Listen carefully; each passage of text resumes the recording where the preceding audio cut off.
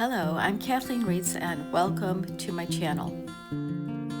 I recently took a little time off. I was feeling a bit burned out and I launched my 10th online art course and decided I need a little bit of a break, but I'm back now and today I have a demo for you where I'm painting a very loose and fun floral painting.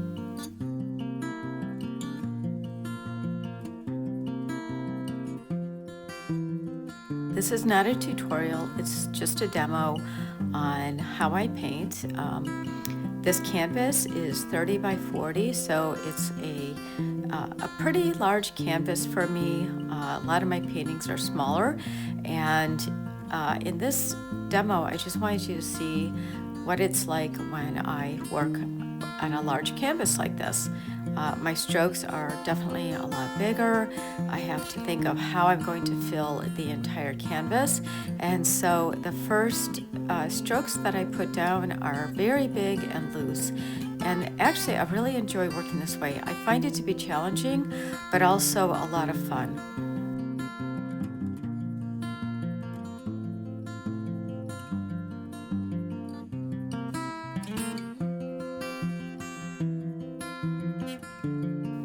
For the background, I decided to challenge myself and go with a much darker and warmer color than I usually do for my backgrounds. In a jar, I custom mixed burnt sienna and Payne's Gray together, and I got this really pretty, muted, very warm, reddish brown background.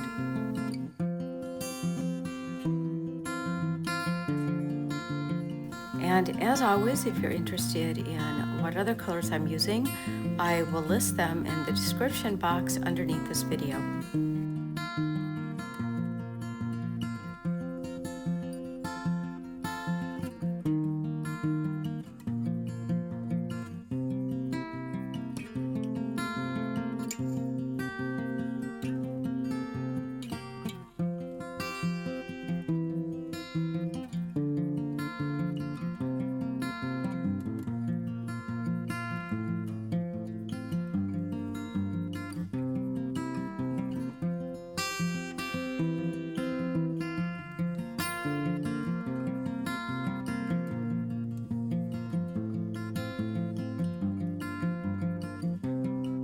One of my goals in this painting was to see how these cool lavender tones would play against such a warm reddish background, and I really like how it's turning out. I was concerned that it might be a little too garish, but I feel that there is some harmony happening here, and I think maybe that's because of the quinacridone magenta that lays so nicely against that burnt sienna colored background and really creates a very interesting color palette.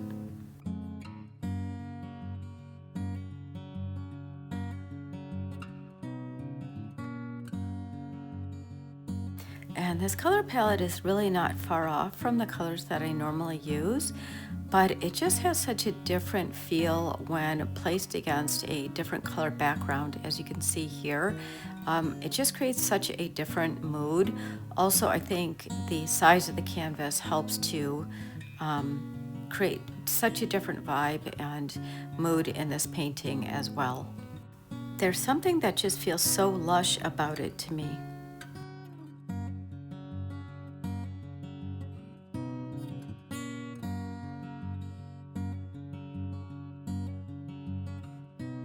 And here I'm going in with a really deep, dark, cool purple color.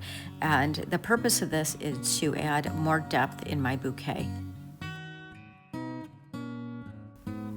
Once I have my biggest shapes down and I have the composition mapped out, I'm now going in and starting to add smaller shapes and details, and this is my favorite way to work.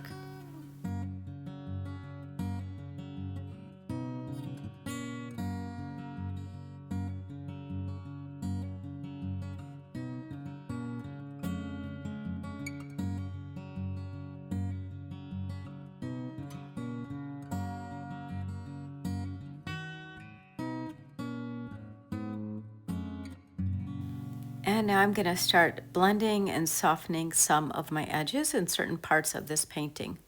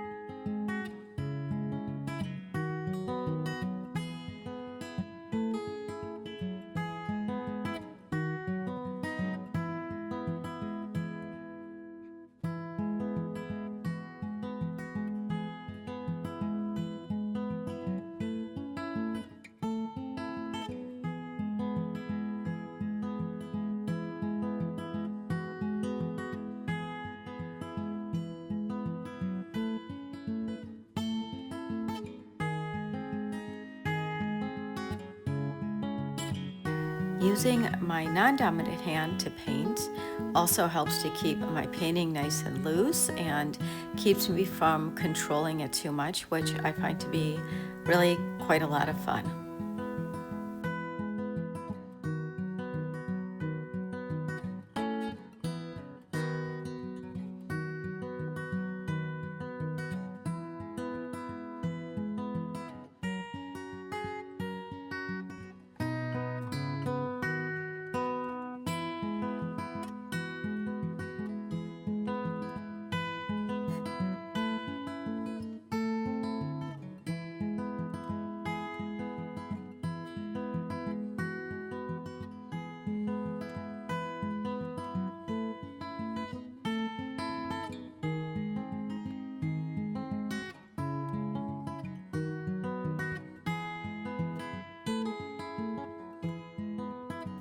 If you're interested in the techniques that I'm using in this painting, they are the same techniques that I use in my latest online art course called the Catalyst Silicone Wedge Impressionist Floral Art Course. And in that course, you can see me using glazing techniques like you see me using right here to soften my shapes and blend them into the background. In that course, you can also see me switch back and forth between my favorite tool, which is the Catalyst Silicone Wedge, and then two of my favorite paintbrushes, including this one right here, which is a filbert brush. I currently have close to 90 students who are enrolled in the course, and they are posting some beautiful work in the Facebook group.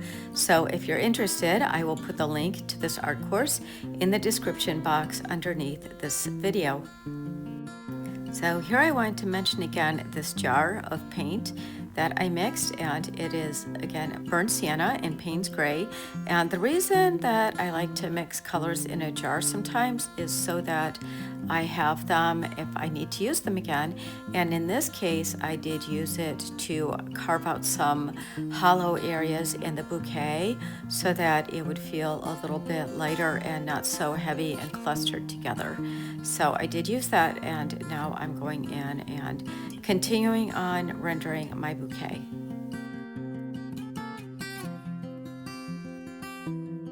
And here I just wanted to point out to you, this is another favorite brush of mine, which is a small round brush. And note how far back on the brush I am holding the handle. And again, this is another technique for keeping my painting and my brush strokes nice and loose.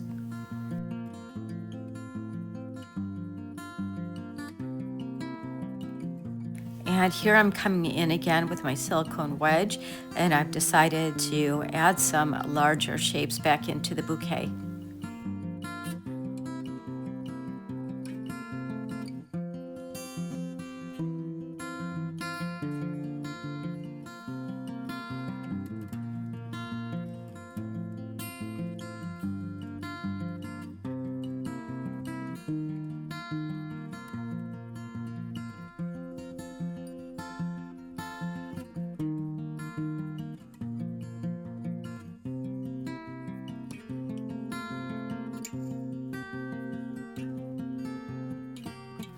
And here again, I'm using glazing techniques to soften the painting and some of the edges and blend the bouquet into the background.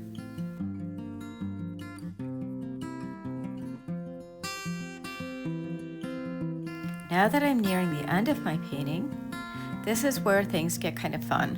I love to go in with the final details, the very smallest details at the end.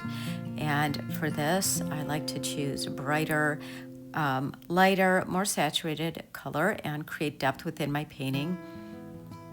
And I like to be very mindful of the placement of these smallest final details because these are the details that are going to bring the entire painting together.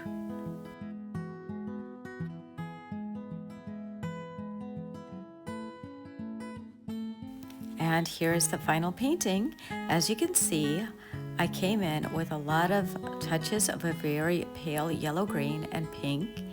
And these details really light up the painting, creating depth and giving it a vibrancy and a lot of beautiful, warm, joyful energy. And I just love the way this painting turned out. I hope that today's demo inspired you to try something different for yourself this week in your art practice. Until next time, happy painting.